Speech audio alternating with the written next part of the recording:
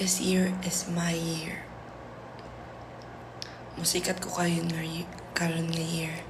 OG Diaz, ibinunyag na nagpapahinga muna si Shuvi kaya hindi nakikita sa It's Showtime.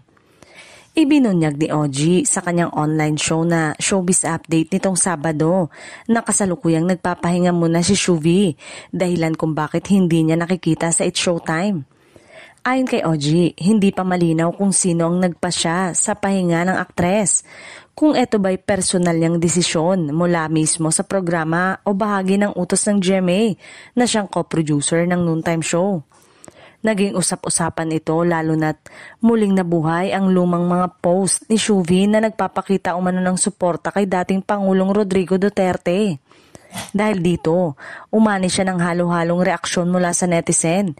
May mga kumwestiyon sa kanyang pananaw habang may ilan ding ipinagtatanggol siya.